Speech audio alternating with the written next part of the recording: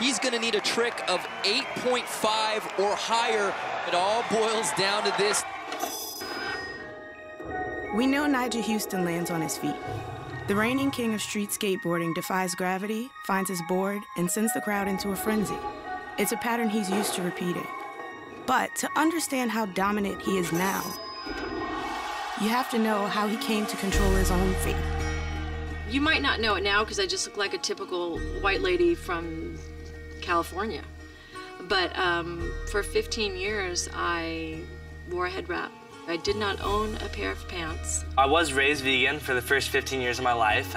Very strict vegan because my dad was very set on that. We homeschooled our children. All of our children, for example, were born at home. As a Rasta family, we made a conscious effort to kind of separate ourselves from society. And so I think skateboarding in the sports world was a way that we were able to do that. My dad used to skate back in his teenage years, and he loved it. So then I think when he had me and my brothers, he really wanted to kind of get us into skateboarding. Early in his childhood, Nyjah skated with his dad and older brothers at local parks. It didn't take long before word got out that something extraordinary was happening on these normal family outings. Just got the phone call of like, hey man, there's this kid, he's outrageous, and wait till you see this guy. It's a 6, 7-year-old with dreads and this just amazing talent. As a family, I mean, we lived and breathed and ate skateboarding. My dad was really controlling, and he did want me to skate every single day. I would say he did it in like a little bit of a strict way, which probably wasn't necessary because bottom line, I love skateboarding. That's all I wanted to do anyway. With a sponsorship from Element Skateboards and an invite to compete at X Games, Nyjah suddenly had a full-blown skating career at 11 years old that supported the whole Huston family. But Nyjah's perfect California life was about to change. In 2006, Nyjah and Ademi visited Puerto Rico for a contest.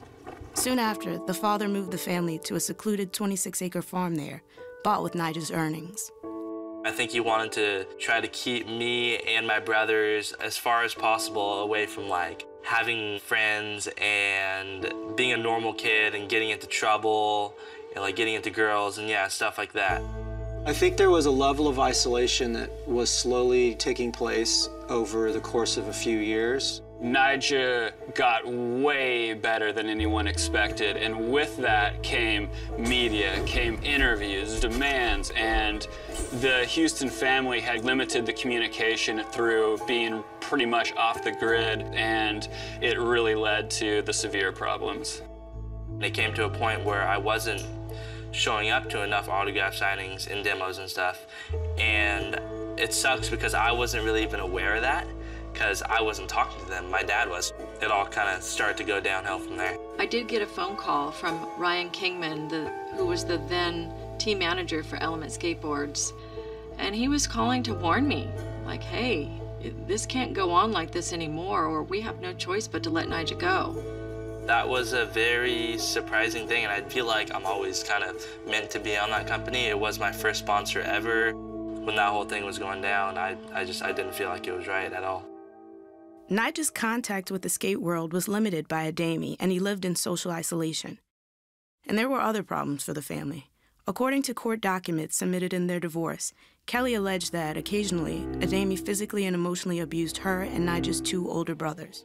Ademi was unavailable for comment for this piece, and Kelly wouldn't talk about the allegations on camera, but the combined effect of their life in Puerto Rico led her to make a big decision. Nyjah was scheduled to go to Barcelona, and of course Ademi was going to go with him. I said, you know, Ademi, we need a break from this place. While you and Nyjah go to Barcelona, I said, I'm going to take the other children over to California for a month. And he didn't like that idea. Their dad was so angry with me, and he refused to take me to the airport. So I had 4 children with me, and I had to hire a van. And Nyjah came out to the van. And I'm gonna break down when I talk about this, but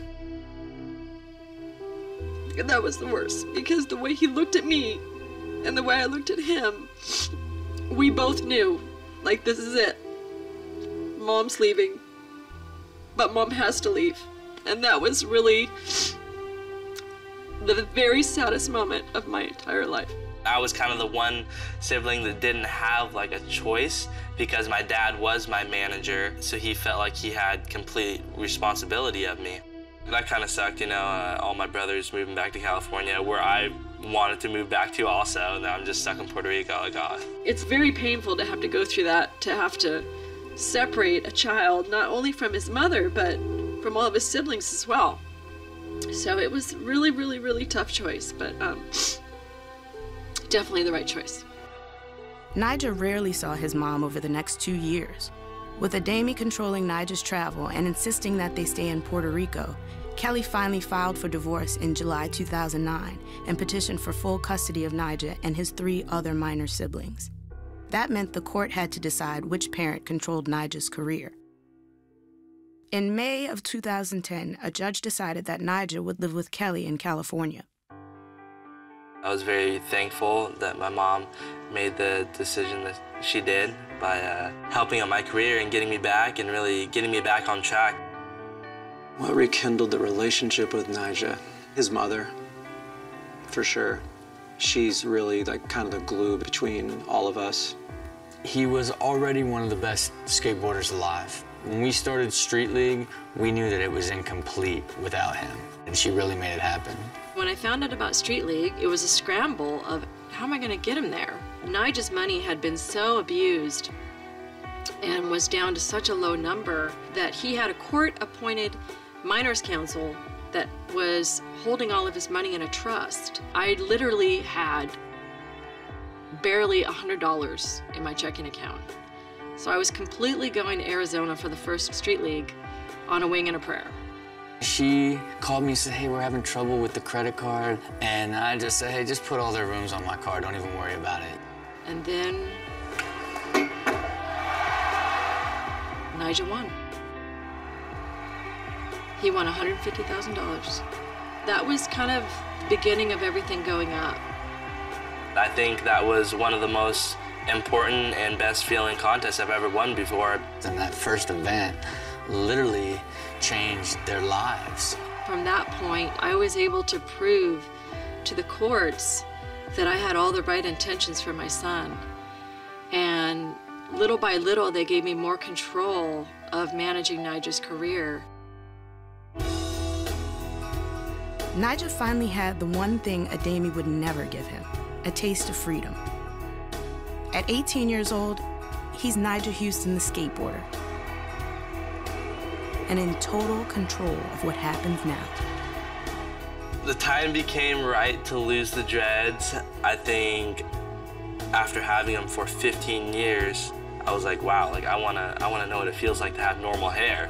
More than anything, he went from very introverted to like more outgoing and fun-loving, lucky kid who's living up every aspect of this rise to superstardom. At first, it was a huge change because for the first time in his life, like he had choices. He's not looking over his shoulder for his dad to tell him what to do. There's a lot of greatness that Ademi did for his son. He is one of the reasons that Nyjah is as talented as he is, and I think that gets overshadowed by a lot of the things that happened. Unfortunately, I haven't had contact with them for the past year or two. If he did happen to call me anytime soon, I completely accept him back in my life because I am thankful for the way he raised me. Even though it was really strict, it was also what got me to where I am right now. So I always have to be thankful for that.